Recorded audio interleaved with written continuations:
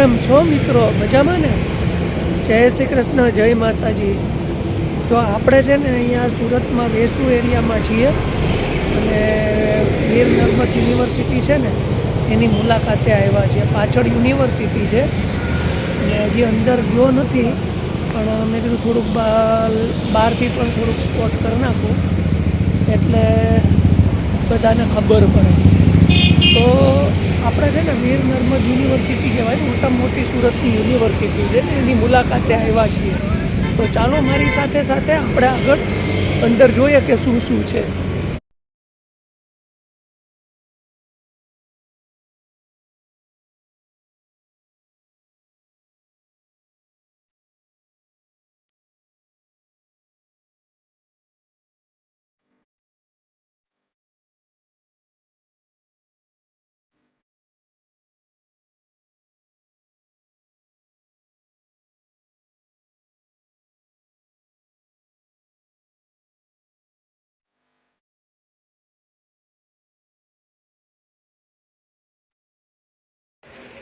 તો જો મિત્રો, આપણે યુનિવર્સિટીમાં લેક છે ત્યાં આવ્યા છીએ. પાછળ લેક છે યુનિવર્સિટીની પાછળ.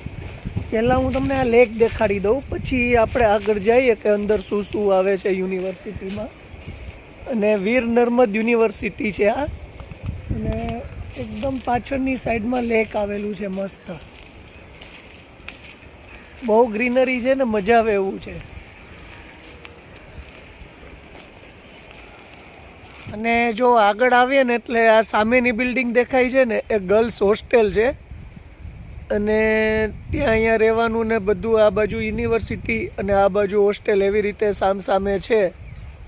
તો આમ તો તમે બધાએ લગભગ જોયું જ હશે. અને આવી રીતે અલગ અલગ બધા ડિપાર્ટમેન્ટ આગળ છે. જેમ જેમ જતા જાય એમ હું તમને કહેતો જાઉં છું.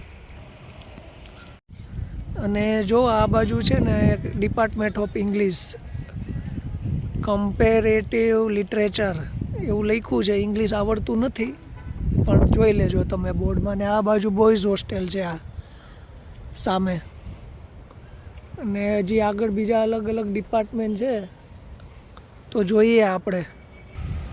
અને અહીંયા જો એક આઈએએસ આઈપીએસનું પણ ટ્રેનિંગ સેન્ટર છે યુનિવર્સિટીની અંદર. તો એકવાર આખી યુનિવર્સિટીની મુલાકાત લેશો ને તો તમને બધા ડિપાર્ટમેન્ટનો ખ્યાલ આવી જશે. અને ટોટલી ડિપાર્ટમેન્ટ છે, મેડિકલ, એન્જિનિયર, જેટલી ડિગ્રી છે ને બધા ડિપાર્ટમેન્ટ છે અહીંયા.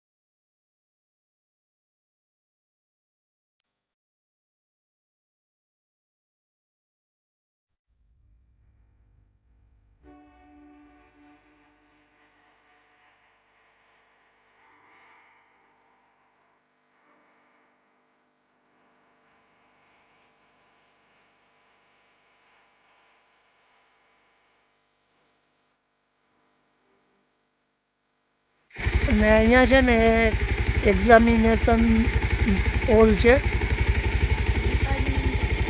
આખો ડિપાર્ટમેન્ટ છે ને બધી યુનિવર્સિટીના જે અમુક પેપર હોય છે એની એક્ઝામિનેશન અહીંયા હોય છે. જો લખ્યું છે ને બિલ્ડિંગ, એક્ઝામિનેશન બિલ્ડિંગ. તો ઘણા બધા ડિપાર્ટમેન્ટ છે. એકવાર રૂબરૂ તમે આવશો ને તો જ ખબર પડશે.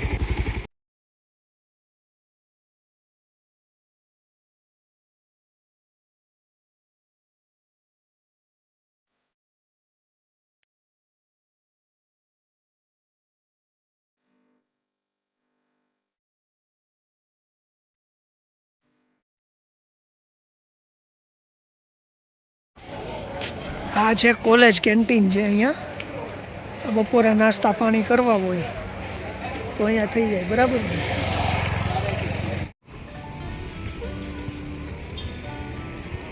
ફેસ્ટિવલ ડિપાર્ટમેન્ટ છે. અહીંયા બધા ફેસ્ટિવલ ને જે કંઈ 31 ડિસેમ્બરના પ્રોગ્રામ છે, પછી એમપી થિયેટર કહેવાય એને, તો બધું અહીંયા થાય છે.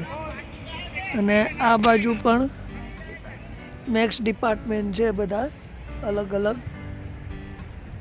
યુનિવર્સિટી તો બહુ મોટી છે, હજી તો ઘણા ડિપાર્ટમેન્ટ બાકી છે આમાં, પણ આજે જેટલા થાય કવર એટલા આપણે કરી નાખ્યા છે.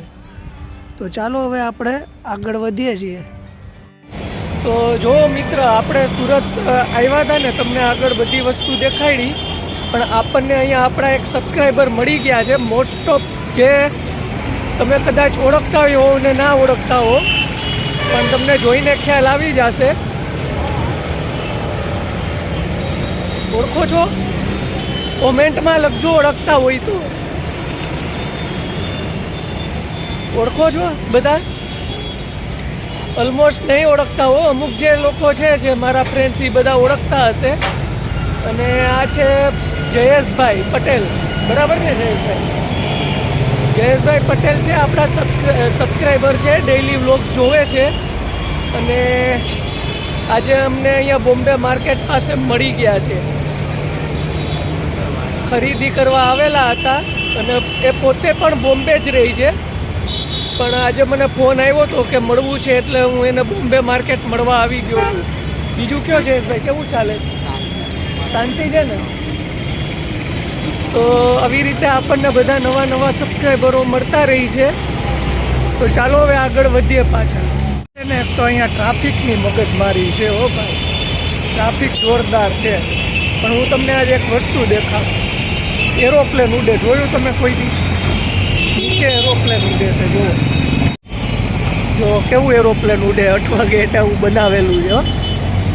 બહુ મસ્ત લાગે. આમ રાત્રે છે ને અહીંયા લાઇટું બાઇટું થઈને જોરદાર સીન આવે છે. કાયદેસર એરોપ્લેન હોય ને, નીચે આમ પૈડા ને બધુંય રાખ્યું છે. જો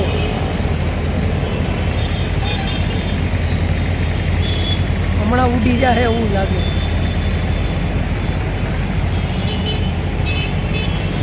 ને આવી રીતે છે અહીંયા તો. જો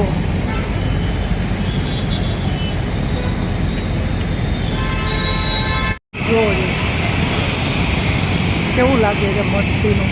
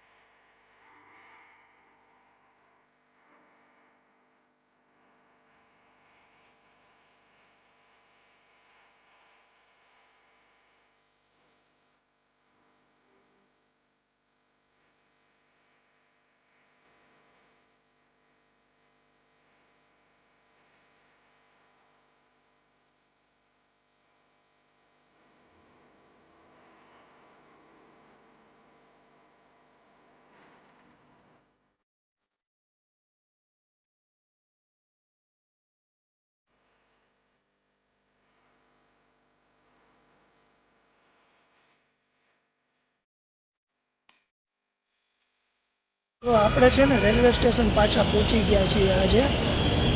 અને આખો તમને રોડ દેખાડ્યો, ઉડના દરવાજા અને બધું. જો આજે રેલવે સ્ટેશનમાં કેટલી ગાડીઓ પડી છે. જો કેટલી ગાડીઓ પડી રેલવે સ્ટેશનમાં. આમ જુઓ, ભીડ તો જુઓ તમે. અહીંયા ગાડીઓ રાખવી પડે, બહાર ટ્રાફિક એ જુઓ.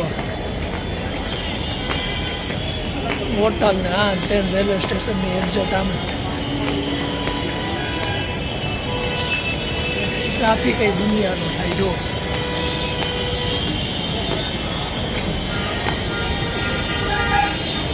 કેટલી ગાડીઓ પડી જો. આટલા લોકો અપડાઉન કરે છે. જેટલી ગાડીઓ પડી ને એટલા લોકો અપડાઉન કરે.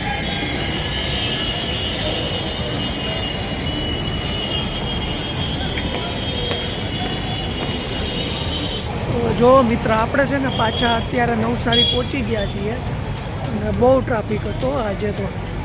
આ દિવસે ને દિવસે ટ્રાફિક વધતો જાય છે. ઊભા ઊભા આવવું પડે એવી પરિસ્થિતિ હતી. તો ચાલો મારી સાથે સાથે આગળ આપણે ઘરે જઈને શું થાય છે એ જોઈએ. તો મિત્રો, આપણે ઘરે પહોંચી ગયા છીએ, બરાબર ને? અને નેક્સ્ટ વ્લોગમાં આપણે પાછા મળશું. તો આ વ્લોગ આપણે અહીંયા પૂરો કરીએ છીએ. જય શ્રી કૃષ્ણ, જય માતાજી, જય સ્વામિનારાયણ. અને જેને સબસ્ક્રાઈબ ના કરી હોય ને આ ચેનલ, તો એકવાર સબસ્ક્રાઈબ કરી નાખજો. અને તને જય શ્રી કૃષ્ણ.